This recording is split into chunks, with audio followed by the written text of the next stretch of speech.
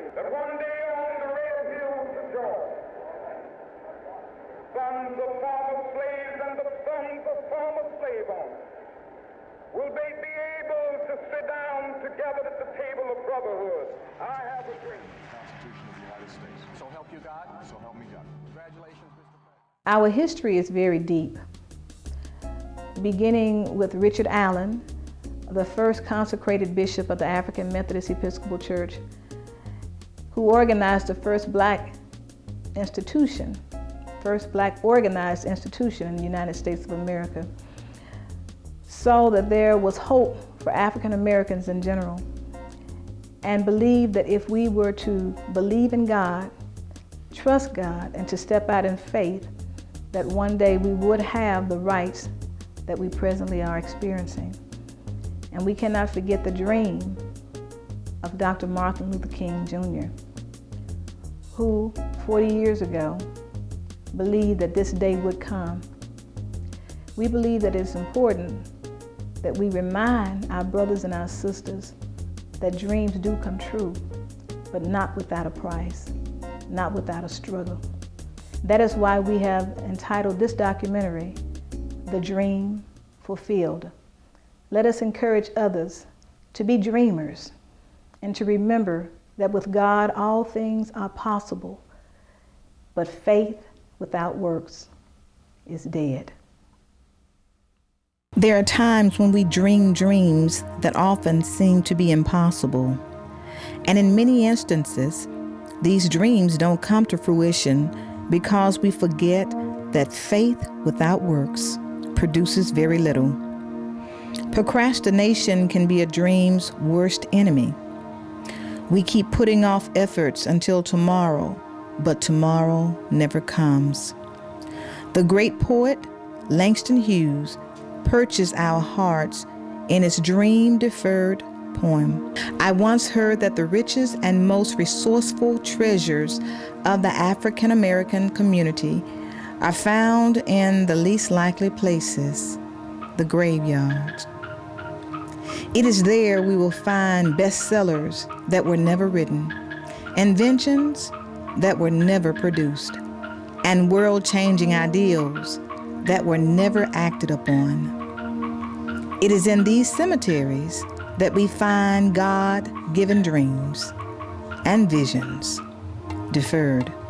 For this reason, we, the Ward Chapel family, have chosen this measure to ensure our existence will be recorded in the archives of African Methodism during this great historical period of our nation. In the year in which our Lord allowed us to witness the dream of Reverend Dr. Martin Luther King Jr. come to fruition through the election and inauguration of President Barack Obama. History is a narrative account of things that exist, a story, and a record of our existence on the earth. The pages of history, both sacred and profane, are filled with names of men and women who patiently labored and persevered until something noteworthy of recording was birthed. In 1896, it was because of prayer and faith in God that a few Christian men and women dared to dream and birth Ward Chapel AME Church into existence.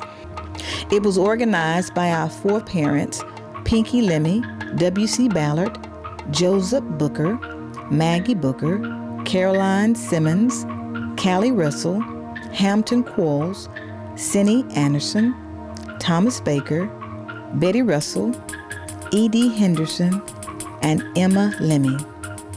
Throughout the years, Ward Chapel has been a beacon of light sitting on Hanger Hill in the east end of Little Rock.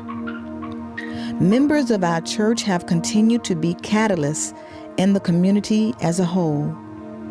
The Reverend Horace Springer Sr. was a civil rights leader in the 1920s. He moved with his family to the Granite Mountain community.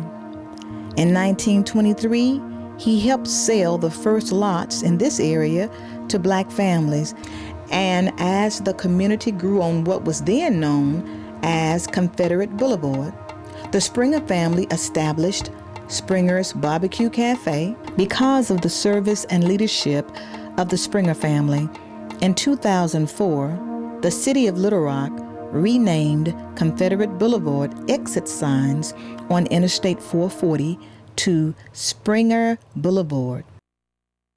Hi, my name is Shirley Inkton Bowers, and I'm pastor of Ward Chapel African Methodist Episcopal Church. It gives me great pleasure to bring you this documentary in which we see such a time as this is needed. The members of Ward Chapel African Methodist Episcopal Church have been faithful over the work that God has given. We're over 100 years old. Many of our members have seen transitions throughout the years that are very much historic, such as what we witnessed on Tuesday, January the 20th, 2009, with the inauguration of our first African-American president of the United States. I was blessed and honored to actually take part in the ceremony, to be there, maybe not take part, but to be a part of the witnesses. And I just want to share with you what an awesome experience it was to be up close and personal. I've never witnessed an environment where all people really and truly were together on one accord. There was a peace that passed all understanding. I met individuals from several states and even different countries, and everyone seemed to look at each other through the eyes of the beholder, and the beholder being one without bias. We experienced what God would have us to experience, to show us that He is still large and in charge.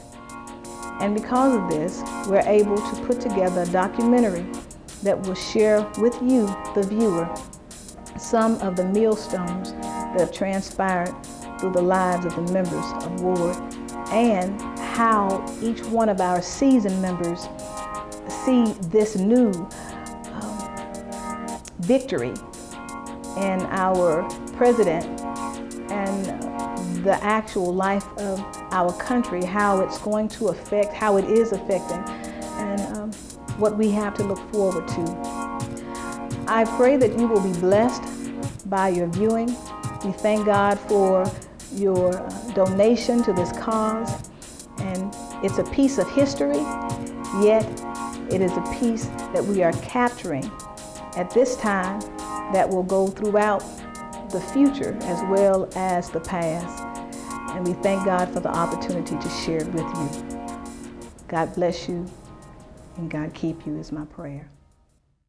My name is Charles Ziegler, and I am a member of Ward Chapel AME Church here in Little Rock, Arkansas. I have been a member of Ward Chapel AME Church for over 60 years. My dream in the next 40 years, although I will not be here, is to see that all children are educated and that they become Christians and do God's work regardless to race, creed, or color. These are my dreams that I would like to see carried out in the next 40 years. Thank you. My name is John Lamb. I've been a member of the Ward Chapel AME Church since 1969. Some of the things that happened in 1963 when Dr. Martin Luther King made that memorial statement at the memorial in Washington, D.C. And I think some of the changes have came. I've seen back in '79, I was in D.C. to be honored, and then in '09 to watch the first black president. And I think in the next 40 years that we're going to see a lot of changes that will bring all Americans together. Good morning. My name is Carrie Stigall, and I've been a member at Ward Chapel AME Church for around 25 years. And I've enjoyed every minute of it. I've enjoyed the members, the pastors that came, and everybody was nice. We've always enjoyed one another and had a just a spiritual time altogether. My name is Mrs. Maureen Springer, and I have been a member here for 63 or 4 years, something like that. When I married Mr. Springer, I moved here. And we were married in this church, and I have 6 Springer children. Okay, I am Cassie Cassandra Alexander. Everybody knows me as Cassie Brooks from here at the church. My mother was Miss Willie Mae Thomas, who was church secretary for a number of years, who was superintendent of the Sunday school here for some 40 years, and I was just born and raised here. My mother used to tell me that if I didn't come to Sunday school and to church, I couldn't do anything else. I wasn't allowed to do anything else. So every morning, every Sunday morning, needless to say, that was what I did. I got up and started getting ready. Mama, where is mine? So I can get ready to go on up here to Ward Chapel. And I have been here. I've seen, oh God, so many pastors and so many families have come through Ward. I couldn't name them all if I wanted to, because at 19 I left Little Rock. I got married, I left Little Rock, and I was gone to Omaha, Nebraska for some 17 and a half years. But during that time, I came back to visit my mother, and Ward was where I came. I came to church, and when I came to visit my mother on Sunday morning, she would still say, "You're here, you're going to Ward Chapel." And that was it. So I've been here a long, long time, and this time I've been here for quite some time. I've been back home now for some 14 years, so I've been here for a while. I've watched this church go from the little wooden chapel sitting way out on the hill to where we have now such a beautiful edifice. This shows us that God is here and how He has blessed us to come such a long, long way. I'm Samuel Lawrence Green Sr., presiding Bishop of the 12th Episcopal District of the African Methodist Episcopal Church, serving Arkansas and Oklahoma. As it relates to the contributions that I feel I have made personally toward change in America, or change in community, or change in church, it really goes back to my pastoral days and providing quality education in the public school systems for a child care center that dealt with ages 2 to 5, and then our preparatory school from K-5 to 8th grade. I thought that was integral ministry that helped to produce quality education, to redirect our young people to understanding the value of education, at the same time understanding the culture in which they have come from. And so that piece there, my involvement in education, I think has been very valuable toward achieving the change that we're moving toward here in society today. Also, with the community development pieces that I participated in, and now that I'm here in the 12th Episcopal District, serving as one of the bishops of the African Methodist Episcopal Church, I believe that the new focus of ministry that we are projecting is participating and contributing to change in our church, change in community, because if you change your church mindset to serve community, then community will change, which will make society a much better place to be a part of. My name is Clarence Guy. I am the presiding elder of the North Little Rock Fort Smith District of the Arkansas Conference of the African Methodist Episcopal Church of the 12th Episcopal District. My name is Reverend Thomas G. Allen. I'm presiding elder of the Little Rock District of the Arkansas Conference of the 12th Episcopal District of the African Methodist Episcopal Church. I want to say that what I remember, how I feel when the President Obama took office on January the 20th, took the oath, I felt so rejoiced, so happy, so good, knowing that one of our color had become, had taken the office, the highest office in the country, representing the black nation. That's how I felt when he took the office. The inauguration date was one of the happiest days of my life. I could not help it but to shed tears as I thought about the Lord answered my prayers when I asked him, before I leave here, please let me see or be a black man become president. And that prayer was answered. There's no doubt in my mind that our President Obama is one of the prophets, because with knowing our country the way it is and what we have gone through here in the South.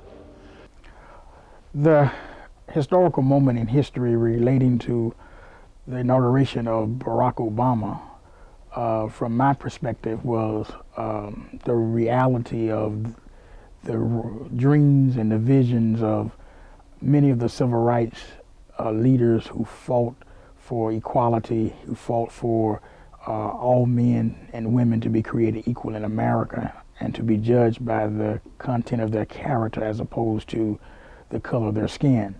And so when Barack Obama was inaugurated, it was the fulfillment of that.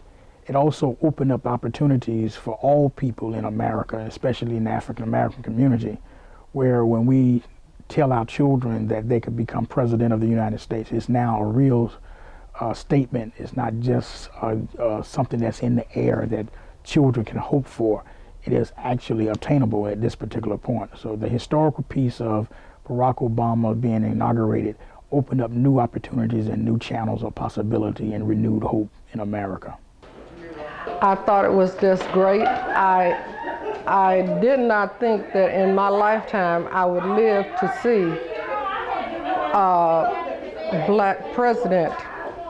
I really just would not have thought that we were ready for that.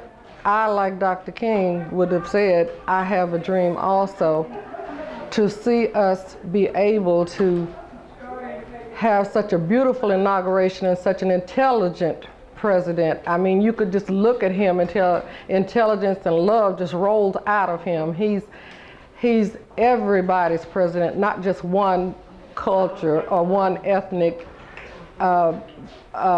race. He's everybody's president. I thought it was just beautiful. He's a family man. He's a father. He exemplifies what I wish I had as a father. I just love the whole thing. With his wife standing beside him, he was so proud. You could tell he was so proud. He loved those little girls. And I think that's a wonderful thing, because if you start with your family and exemplify that love, then you're going to show it to everybody. I was so in awe and elated. I just didn't know what to think or say. And I just said, thank God, thank God. And I knew that God had a hand in it.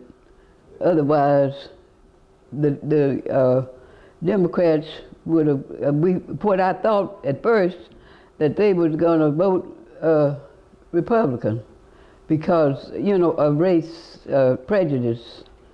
But they didn't, thank God. Yes, we all voted for him, and I'm really for him. And I think he's going to do a great job. I really do. And his wife, she made such a wonderful speech. Oh, I really enjoyed that speech she made, that first speech. And the sweet little kids. I just wish him all the love in the world. And he's going to make it. He's got to make it. And they tried, the press is just digging him and digging him and digging him. But he'll make it. Through God, he'll make it. For this country, we need a black president. That was the most unusual thing. I don't know how I felt. That's why I tell you, I was so elated and surprised too. On January 20th, 2009, that date being the inauguration date of the 44th President of the United States, Barack Obama, was for me a historic date, one that I did not think I would see in my lifetime. I am a product of the 50s and 60s, and the era of Jim Crow, or segregation, is very much a part of my memory. and the discrimination that many of us as Negroes or African Americans faced. And having a very close relationship through my mother's younger brother, James Travis of Jackson, Mississippi, I was very much involved in the civil rights movement, not only as an observer, but a very concerned participant. My Uncle Jimmy, as we call him, worked in the voter registration movement in Mississippi and in Arkansas, working with people such as the Reverend Ben Greenwich, who was an AME pastor at the time, and Worth Long of North Rock and others who were working to get Negroes registered to vote.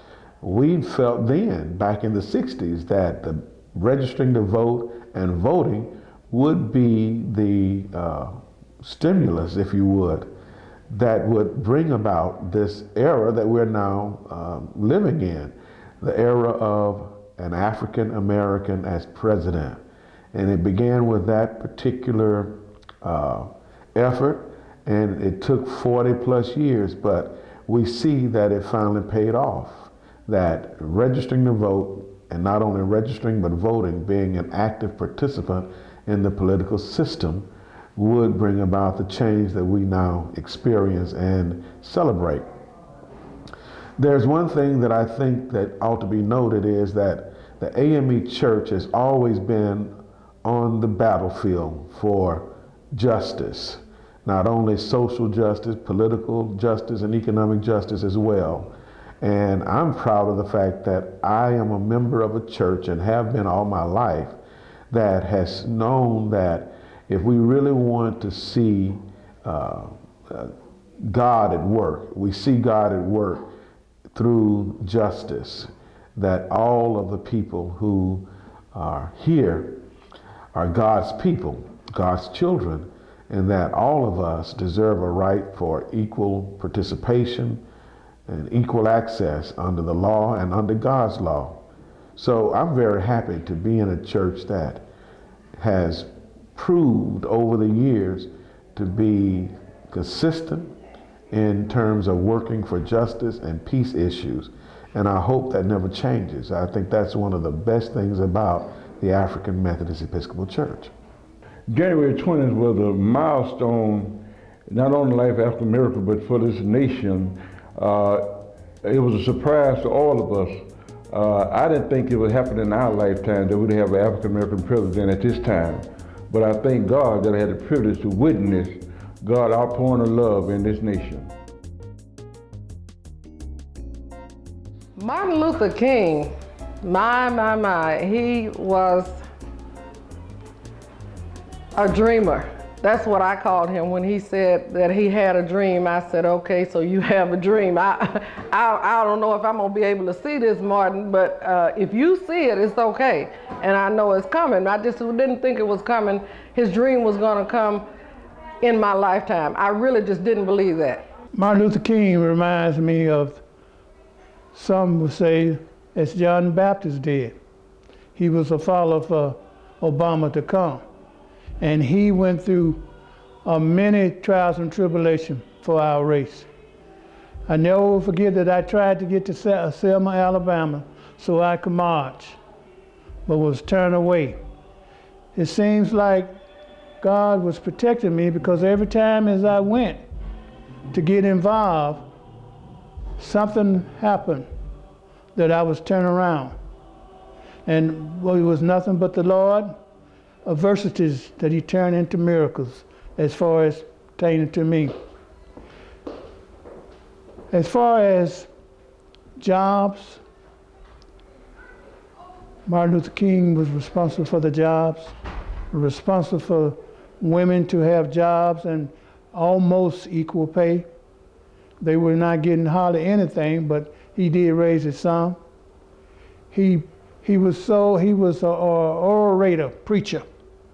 And when he spoke, people would listen. Even the brother man, our white brother man, would listen. And as he went through the march, there it showed that he too was a prophet. I don't know. I think I cried And I just said, thank God, thank God. And I was really for him all the way. All the way. I listened to all of the TV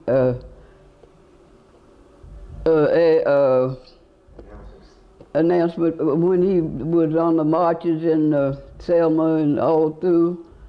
And it seemed like I was listening to him the night that he got shot in Memphis. And I was just all the way for him. And I knew he would make it. I cried. I absolutely cried when he was assassinated. It touched my heart so much so that I had to shed tears after tears. And still do every time I hear it. My comment on Dr. Martin Luther King's speech, I Have a Dream. Of course, when the speech was given, I was 3 years old. However, I've heard and I've read the speech, and the speech really spoke what I thought to the reality of today with the election of Obama. As a matter of fact, it really, to me, set America on a new course of understanding as it relates to race relations, as it relates to opportunities, as it relates to the need to address, the real need to address the civil rights issues in America and providing opportunities for all humankind, be it African Americans, Asian Americans, Spanish Americans, whomever, that America was a melting pot for all people, and there were opportunities for all of us to work together to make this nation a better nation. And I thought King's speech spoke to that. And now his dream in 1963 is a reality in 2009. Dr. King's I Have a Dream speech in 1963, I think I was about 15 years old. And while it has come to have great significance to me over the years, I think at 15 I just probably didn't understand. I knew that it was significant. I knew that this was something historic, and I understood it in terms of just the sheer magnitude of the number of people who were in Washington, D.C., gathered there for this particular event. But the speech itself would not have the impact on me until years later, when I would hear it and read it, and as an instructor at the University of Arkansas, Little Rock, I actually have it as one of the assignments for my students in my ethics classes that I teach, for them to read and analyze. And in doing that, the significance and the vision that this man had, where color would not be the issue, and that would not be a barrier, but we would live in a society where we're very much aware that there is color, but that color does not dictate the character or the type of person that you are. So I think that dream, while we have a man of color in the White House, I don't think we should get so elated that we forget that there's still more to accomplish. We have accomplished a portion of that, but we still have too many people of color. We have too many people who are at the bottom of society economically, who still have not realized what King meant in that speech, I Have a Dream. In 1963, I was in high school at the time, working with the Pine Bluff movement and the Student Nonviolent Coordinating Committee. Reverend Benjamin Greenidge was the co-director of the Student Nonviolent Committee in Arkansas, and Bill Hanson was the director. Reverend Bob Whitfield, Brother Bob Whitfield, was the president of the Pine Bluff movement, and they carried a busload of students to the March on Washington. I never shall forget, I think we a 42 or 46 passenger bus. Then we went to Washington, D.C. for the March on Washington, And we spent the night in the American University. We spent the night in American University, and that was one of the great moments of my life to hear Dr. Martin Luther King, I Have a Dream speech. And I think that was a milestone. And to think about what Dr. King put on the line for our people today and others who participated in the movement, in the civil rights movement, to bring an urge about this change, but I think the change was in the hand of God. When I was growing up, we didn't have school buses. We had to walk to school. But sooner or later, they did get buses, and we could ride.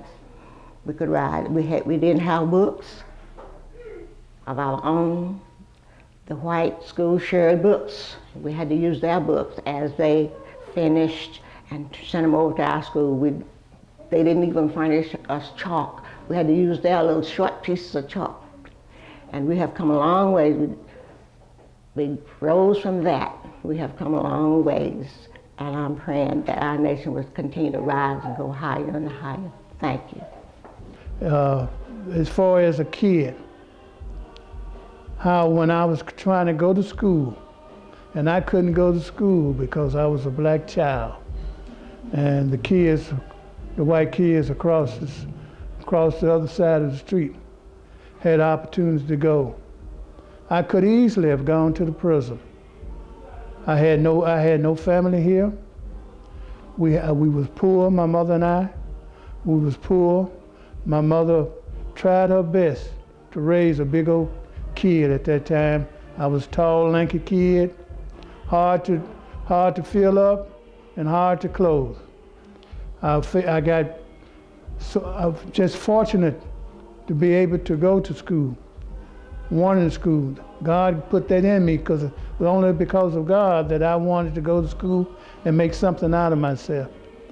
And I just want to thank the Lord and praise His name, for I know there is a God, and He has put Obama, one of His black children, in the presidency. I think the church, our church, the institution, the black church, has got to make a change as well as the changes made in the White House. We have a chance now to build up our young men in church, the young boys where the older brothers were telling them, what you going to church for? There's nothing to church. We now have got, Obama has now reached out just by being there to let the black race, especially the black men, the black boys, to know, oh yes, you can be it. You can make it. All you have to have is desire and believe in the Lord. That time has come now that you don't have to say, I can't do that, or that's for him. That job, if you have a job that you want, whatever you want to do, black male has the opportunity now. That is the changes, and the Christians must now hit the road, and this is the time to let them know that there is no excuse for not coming to church and praying to the Lord. Thank you for putting us where we are now. Because I treat people like my mother taught me. I had a wonderful mother. She wasn't black, but she had to go for black because her father, she was mixed up. She was Irish and Indian. Her father was Cherokee. He had to go for Indian. He was mixed, but his mother was a full-blooded Cherokee Indian. And when I got my daddy was black, but he was mixed up through slavery with French. And so I'm multiracial. And I never thought anything about, race. It just don't occur to me about race. A person is a person. And white and black. And I always got along with white everywhere I've been. In California, and here, in Little Rock, and every place. And I just never, I don't know. And when I had a business, We had just, you know, I was in business. I was just everybody we served, you know, and they mixed up, and I don't know. I really don't. God, it has blessed me, and a lot of it, like I said, I got it from my mother. She really was a great person. She and my father was the best. They were neighbors to everybody. Everybody knew everybody in Conway. You know, you knew a lot of white people and you knew all the black people there. And she was always doing something for someone, in and everybody. And she trained us, and we brought us up 11 kids.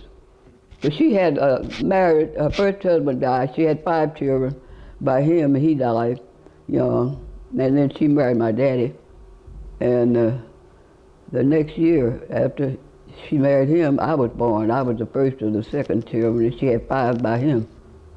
And he had 1 child by his first wife that died, and there was 11 of us. And I just remember a lot of my childhood. It wasn't bad. She just taught me to work early in life. I used to think I was just awful to pick cotton. And I picked cotton. She took her to the field. And finally, I just told her she wouldn't give us any money hardly. And I told her I just never let anybody take advantage of me all my life. And I told my mother, I said, well, you can take me to the cotton field, but you can't make me pick. So I said, if you don't give me the most of my money, I'm not gonna pick anything. And you know, she started giving me the most of my money. And then I've always wanted to beat her. And one time she and I walked out 5 miles out of town, and I picked 300 pounds of cotton. Yeah, I've gone through a lot to get here. And I just feel proud, and none of it hurt me. It just made me a better person. It made me a better person. And I was just sorry, my second life, well, my first, I didn't have no life heart the first husband. Because he was sick, I had a baby, and I had to take care of the husband. I thought when I got married it'd be great. But he had to have his office at home because he's black, you know. He couldn't have it downtown where the other doctors. And I had to keep house and take care of the office. And you know, I did it all willingly, gladly. But we didn't have any social life after that. And I did my job and what I was supposed to do. Such a change has happened since I was here. At 12 years old, I confessed Christ as the head of my life. I told my mother I now understand what it is to really be touched by Jesus. I was christened here, baptized here as a baby, but at 12 years old, I really gave my life to Christ. And I've seen from Sunday school on up, I've seen some changes. Oh boy, have I seen some changes. The people that were here, most of them are gone, of course. With me being my age, of course, most of the people that were here leading us at that time when I was a little girl, at 12 years old, most of them are gone, but they set rules and regulations, and some of those things are really, really hard for us to break and do as the new church comes about. It's really difficult for us to just change and say, okay, we'll do it this way. Is kind of like housekeeping, I would say. I mean, we learned how to clean the house when we were young. 2 young ladies did. We learned how to clean the house and how to do it one way, and this is the way we do it. But now, I mean, we use vacuum cleaners as to brooms a long time ago. We listen now to a sermon that is about today and about change and about evolution, whereas before we were taught about right now and in the past. Now we listen and we learn about the future and what our lives will do if we live them right, what will happen in our lives, the evolution that will change. It's changed me because at one time, like I said, I had to go to church on Sunday morning. That was something that I had to do. I knew I had to do if I wanted to live with my mother, but now I go to church because I come in here because I need to come to pull up in the filling station and get some gas. I need to come in here and get some amplify. Let me amplify Christ in my life. Let me be here so I can be used. Let me be here so I can do what I need to do. Not just sit on that pew. Let me come in here and ask, what can I do? Let me show my love and my feelings for people. Let me be love if I can be. And that has really been something that I didn't do because I was the only child and I knew, okay, you love mama and you go to church and whatever, but now I've learned that I have to love everybody. I have to show love, and I'm taught that. I'm being taught that here. And I think it's a great thing. I think our church is moving in a great direction. I sit and I look over in, as people say, the amen corner. I look and I see some of Dr. Mitchell as one example. I think she's from like September to December older than I am. We grew up together.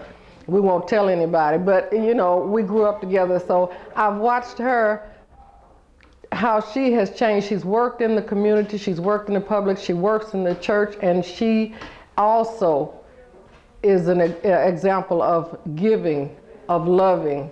And you sit and you watch your peers, and it makes you want to do, you want to love, you want to be in the evolution too. So it's a great thing. And we get that here at Ward because we're a small church, so we can love everybody. We got enough love to love everybody here.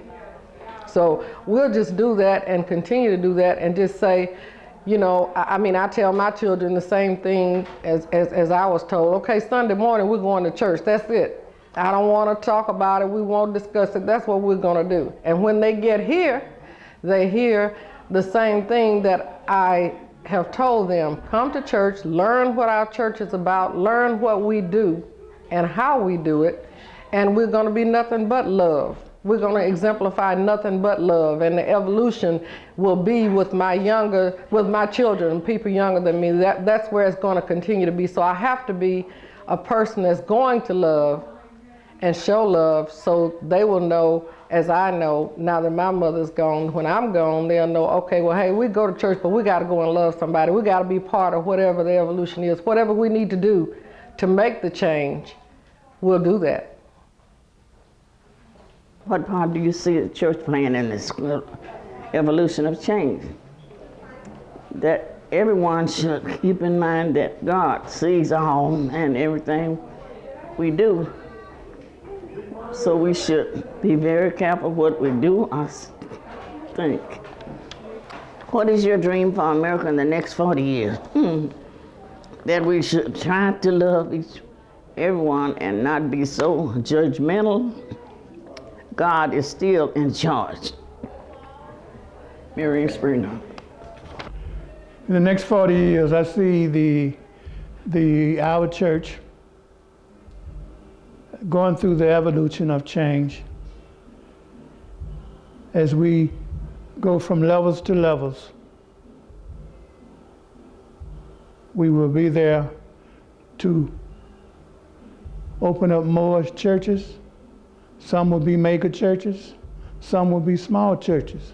But most of all, if there are churches for our black people to attend, I also see that we won't be dependent on black churches as sort. White and blacks will really be there, and they'll be sincere in the next 30 or 40 years. Because they too, all this is a change, a design by our Lord for the coming that He has stored for us. We must take advantage of it. And I'm just glad, I'm sorry I'm not going to be part of it the next 40 years, but I know my children and grandchildren will have a part on it.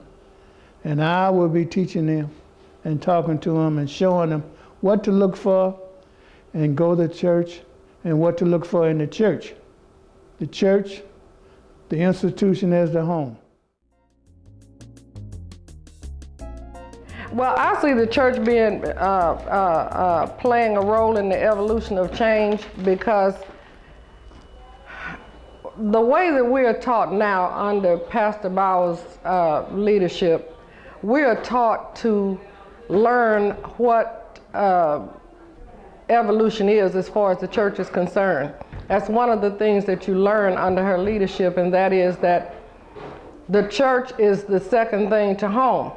So here we learn how to deal with the evolution, and if we stay in church and listen and go through our church history and how it's grown, how we have grown, how the church is growing and so forth, if we listen, we can deal with evolution, we can deal with the change. I see the African American church, or the black church, being more of a cross-cultural church with the new dynamics that are occurring in our world. I think that we will still have the basic core mainline black denominations, but those denominations I think would be more cross-cultural because of the new society in which we're now serving and the needs that we are attempting to meet. I still see the black church being out on the forefront of civil rights movements, of equality and appealing against injustices throughout the world, not just in America, and addressing world issues. The black church has been historically that institution within the African American community that has led the fight, and the African American preacher has been on the forefront as one of the freedom fighters and the leaders in the movements for change throughout the struggle. So I still see the black church as an integral part, even 40 years from now, in helping America to stay focused, helping our communities to progress, and empowering people to reach for better opportunities in life. I don't know. I just don't have any idea, except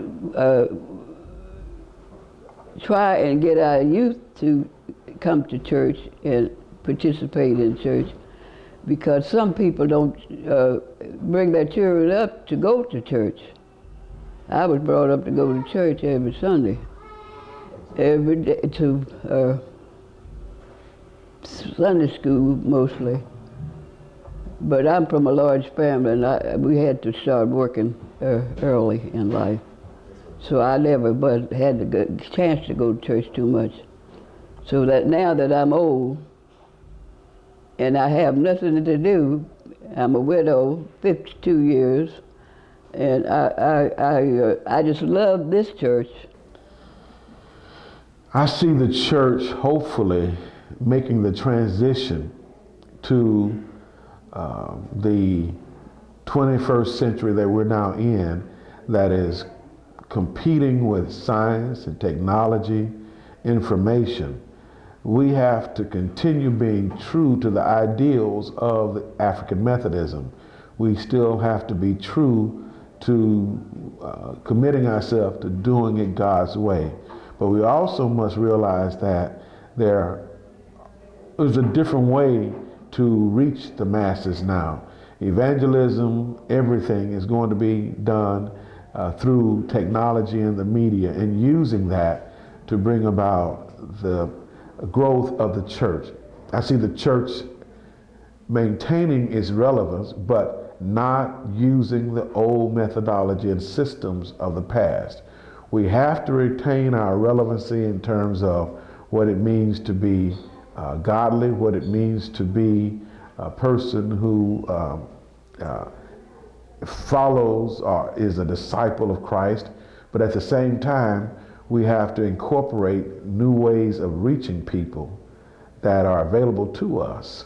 The internet, multimedia presentations, and we have to understand that we're dealing with a generation of people who now are more visual in their learning rather than auditory. And we just have to have ministries that always meets the needs of people. That won't change. The church 40 years from now still has to be relevant by meeting the needs of people, whatever those needs might be. In the next 40 years, I can see the church being more of interrelated. I can see people coming more close together. I think it's the most segregated hour of the week. And I think that people will become more integrated into different churches and working with one another more on a more basis of relationship. And I can see the church being more outreach, reaching out and helping others in the global mission. Ward Chapel has been a breeding ground for history makers. Mrs. Ruth Johnson, a life member of the Carrie B. Flagg Women's Missionary Society, was the first African American nurse at the Veterans Administration Hospital to pass the National Certification Test in Psychiatry Nursing. For 23 years, she worked in a supervisory position and retired after 32 years. Reverend Springer's grandsons and daughters continue to be leaders in the church and community. Mr. Paul Springer Sr. is known as the unsung hero.